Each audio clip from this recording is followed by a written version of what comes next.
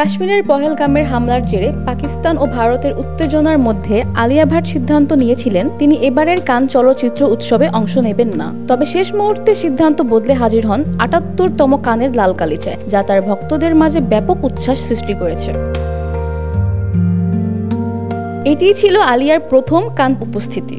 স্বভাবতই ভক্তদের বিশেষ নজর ছিল তার দিকে। ২৩ মে প্রথম দিন কানের লাল গালিচায় একটি প্যাস্টেল অফ শোল্ডার গাউন পরে হাজির হন সদ্য ৩১ পেরোনো অভিনেত্রী। তার ভিনটেজ লুক ছিল দুর্দান্ত আকর্ষণীয়। এটি এখন পর্যন্ত সেরা রেড কার্পেট লুকগুলোর মধ্যে অন্যতম বলে প্রশংসিত হয়েছে। কানের প্রথম দিনের লুকে আলিয়া সুইটহার্ট নেক লাইন এবং কোমরে ফুলের ডিটেইলিং সহ কর্সেট পরেছিলেন।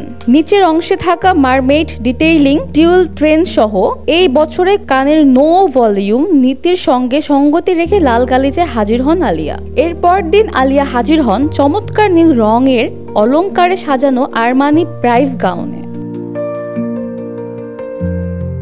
এটি ছিল একটি ফিগার হ্যাঙ্গিং টিউব স্টাইলের গাউন, যার উপর উজ্জ্বল ছোট পাথর দূর থেকে আকর্ষণ করছিল সবার দৃষ্টি।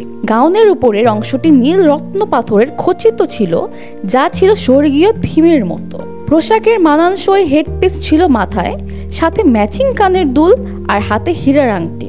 এদিন নারীদের কণ্ঠস্বরকে সম্মান জানাতে লরিয়াল প্যারিসের উদ্যোগে আয়োজিত লাইটস অন উইমেন্স ওয়ার্থ অনুষ্ঠানে অংশ নেন বলিউড অভিনেত্রী।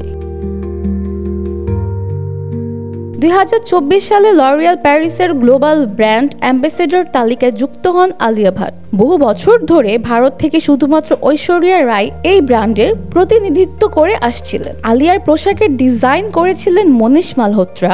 এর আগে ঐশ্বরিয়া রায়েরও মনীষ মালহোত্রার পোশাকে ২০২৫ সালের কান রেড কার্পেটে হেঁটেছিলেন।